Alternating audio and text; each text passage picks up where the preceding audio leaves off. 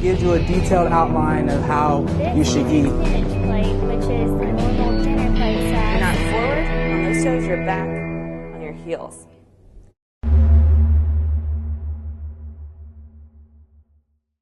Hello, welcome to week 5 of Bucs Live Well. My name is Katie Chambers, this is Bethany Linder, and Carla Wampler. We're all seniors in the nutrition program at ETSU. This week on Bucs Live Well, we'll be discussing how to plan your meals, how to shop on a budget, and how to be creative with living healthy. Bethany's going to start us off by talking about how to plan your shopping experience at home. Let's begin by thinking about what's usually in your shopping cart. Do you normally buy a lot of soda or sweet tea, or do you focus more on water? Do you buy some processed foods or maybe a lot of fruits and vegetables? Just something to think about. It is important to start with a plan. Sometimes it's easy to use a calculator while you're shopping so you kind of know how much you're going to spend before you get to the cash register. Sometimes you should plan meals in advance. This is good for on the weekends because sometimes you don't work or have school, so you have the time to sit down and plan meals. This is a good time to make a list so then you can avoid spending unnecessary money. If meats get too expensive, you can always try to substitute them for less expensive options such as beans or rice or pasta or sometimes even more vegetables. Many local stores have weekly advertisements. You can take advantage of those savings with the addition of coupons, so you can put those together to have even more savings. When possible, you can buy in bulk. This is good for pastas and rice because those are foods that you eat often, so if you buy in bulk, you can end up saving more money. Some helpful hints: you can remove unnecessary items from your cart, such as chips and cookies and maybe soda, and see those more as a treat to yourself rather than a necessity. You can also start your own garden. You could use this for vegetables that you use often, such as like onions or bell peppers. Rather than buying them every week, you can grow them and use them as often as they grow. And you can avoid impulse buying by not shopping on an empty stomach, because whenever you're hungry, everything looks appealing. So if you eat before you go shopping, you can save a lot of money that way too. If money is a concern, take notes from Carla as she talks about saving money in the next slide. Some helpful ways to save money is first by eating right affordably. The first thing to do is plan menus and make a list. A sure way to overspend is by wandering aimlessly through the aisles and tossing whatever looks good into your cart. Instead, plan menus and write a shopping list that corresponds with the store aisles. Second, you want to use coupons and rewards. Did you know the Sunday inserts in your local paper have anywhere from $50 to $75 worth of savings? Clipping coupons or printing them from websites can save you 10 to 15% off your bill. Also consider joining your supermarket shoppers club, which will include price specials and possibly rewards or coupons. And third, you don't want to be afraid of store brands. The Food Marketing Institute reports 60% of shoppers say they are economizing by buying store brands. Private label brands are often 15 to 20% less expensive than their national brands. And the quality of the store brands are pretty much match the national brand foods. And on the fourth thing would be to buy on sale and in bulk. A great way to save money is by cruising the aisle for sales on shelf-stable items or products you use regularly. Also, when you buy larger quantities, make sure you have the proper storage space and you will use the food before it spoils. And the fifth thing is to compare unit prices. Use the unit price, which is the price per pound, ounce, or pint. The unit price can be used to compare the national brands with the store brands, or the bulk and economy sizes to the single size. And many stores, they show the unit price right on the shelf tag. It's a little bit smaller, but if you look closely there, you can compare and save money that way. And the sixth thing is to read food labels. Compare nutrients using the percent daily value in the nutrition facts panel. 5% or less is low, so try to aim low in saturated fat, trans fat, cholesterol, and sodium. 20% or more is high. Try to aim high in fiber, vitamins, and minerals.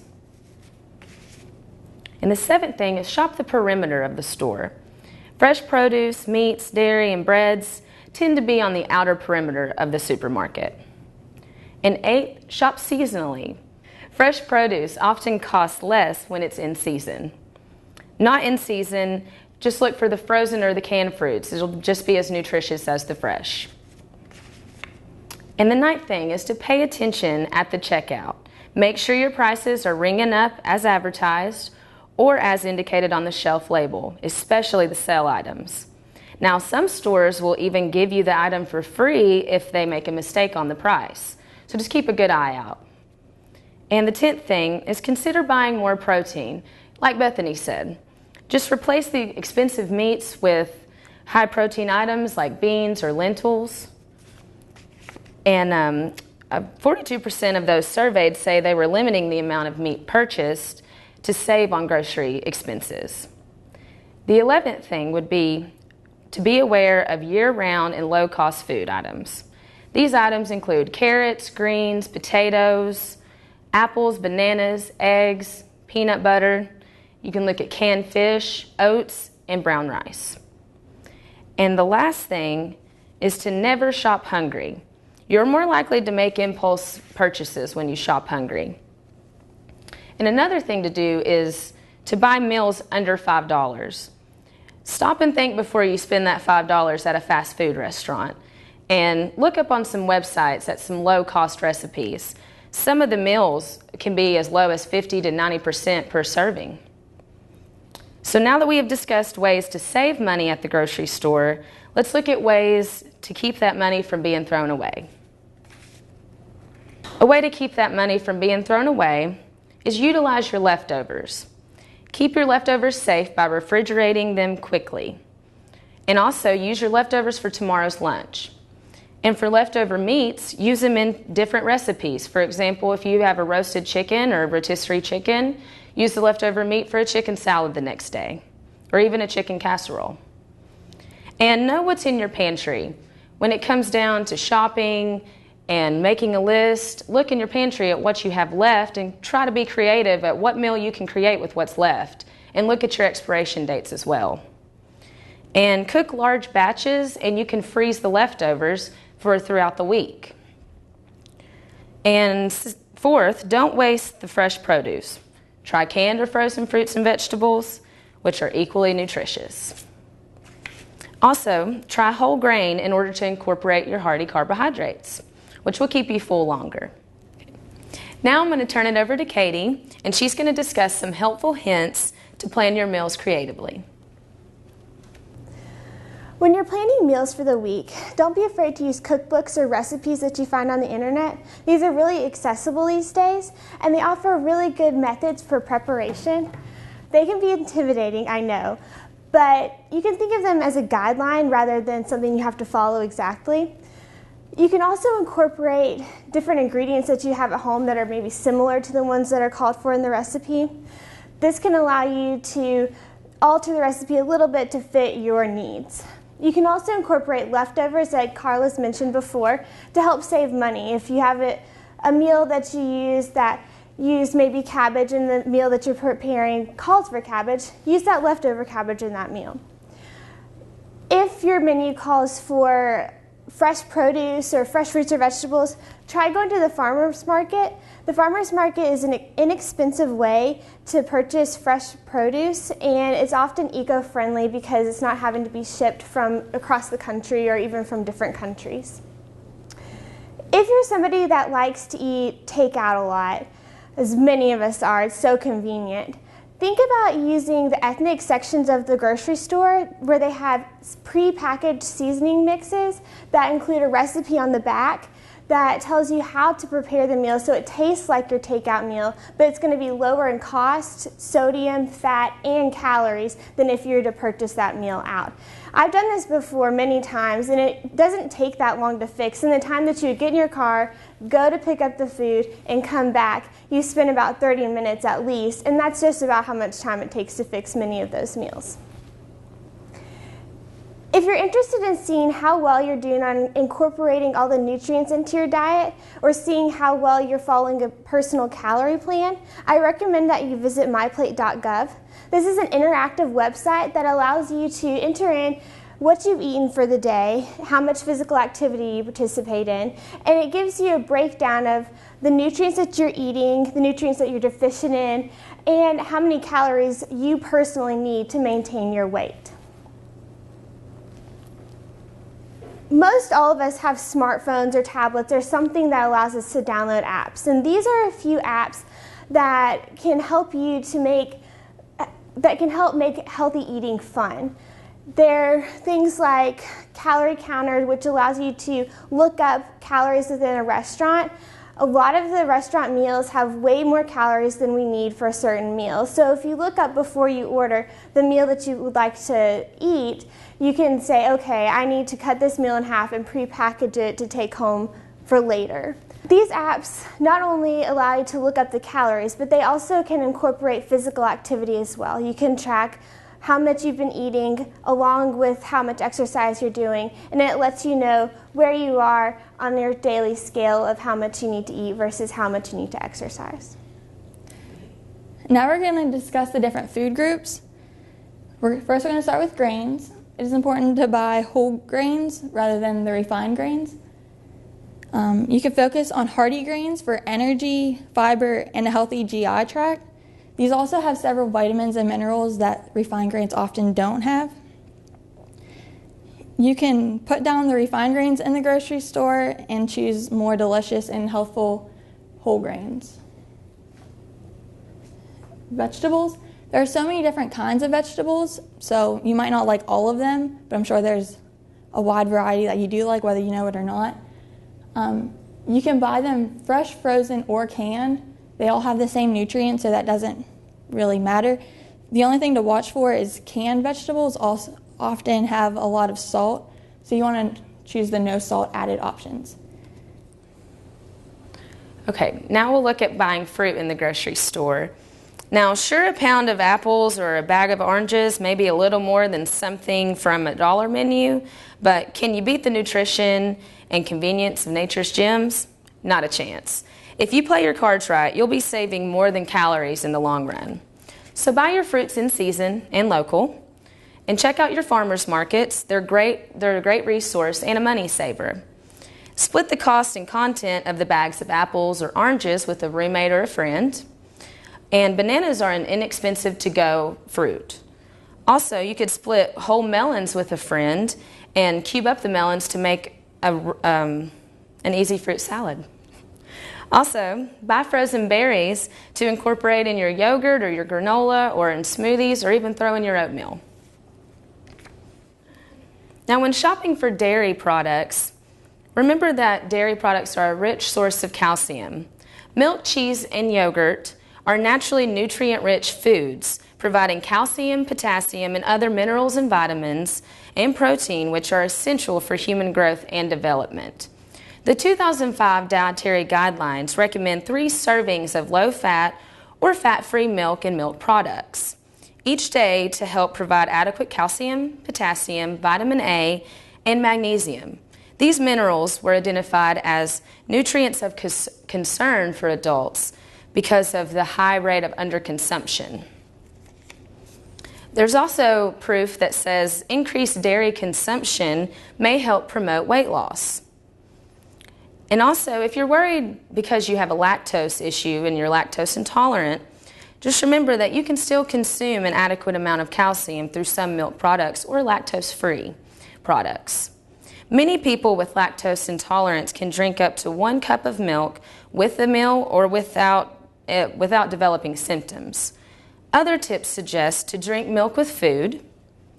Aged cheeses like cheddar and Swiss are low in lactose. And introduce dairy food slowly. Also, reduce it. Enjoy lactose-free milk and milk products. And last, consider yogurt because it has an active ingredient that helps digest the lactose. When you're shopping for protein, consider buying lean cuts. Now, with beef selections, it's easy to see which ones are lean cut because it usually says it on the package itself. But with chicken or poultry and that sort of thing, look for white meats. These will be the breast. You can often get these in split breast where you'll have the bone included, or you can get boneless, skinless breast, whatever fits your personal needs. Also, try to take off the skin from the chicken. You can either buy it skinless, or if you feel comfortable, you can take the skin off yourself, and that'll often save you a little bit of money. If a recipe calls for ground beef, consider substituting ground chicken or ground turkey in that, and that's going to save you some fat as well and some cholesterol. When you purchase chicken, again, choose the leaner cuts, which would be the breast. Try to avoid the thighs or legs, and those are going to be higher in cholesterol as well. Also, stay away from the processed meats if at all possible. These are like hot dogs, processed sandwich meat, sausages, that sort of thing. Those are really high in sodium. If you prefer to choose plant-based protein sources, beans and lentils are an excellent source of protein. They also contain fiber, potassium, calcium, iron, and many other nutrients like that. And these are essential in our diet, so these are a wonderful choice as a meat substitute. Also, plant sources of protein are naturally low in fat. So if you're watching your fat, then consider using plant sources rather than meat sources of protein. And like Bethany and Carla mentioned before, the plant sources of protein often cost less than meat sources, so consider that if you're on a tight budget. Fats are essential to the diet, but we know that they can add up quickly, and some fat choices are better than others. So I'm going to go over a few tips for how to shop smart when you're looking for fats. So first of all, looking for oils can be tricky. Try to look for olive oils or canola oils. These are higher in healthy monounsaturated and polyunsaturated fats. And they don't usually cost much more than other types of fats. Try to use butter in moderation. When you're looking for butter, rather than going for the traditional stick butter, look for these tubs of spreadable margarine or butter. They're generally lower in saturated fat. However, you do still have to watch on the back. Look for the trans fat. Look for 2 grams or less of trans fat. This is also referred to as hydrogenated oil or partially hydrogenated oil on some labels. It's not the best thing for your health, so if you can, try to stay away from that as much as possible. Also, if a recipe calls for oil, you can often substitute applesauce or avocado in place of that oil, and it saves you a lot of calories and fat. When you are preparing your salad, we've talked about before, try to choose the low-fat or fat-free salad dressings, and that really saves a lot of calories in the total meal. So similar to fat, desserts should be eaten in moderation. Try to save your desserts and try to think of some desserts that incorporate some sort of beneficial ingredient like whole grains, fruit, low-fat dairy of some sort. This will add some benefit to your dessert choice.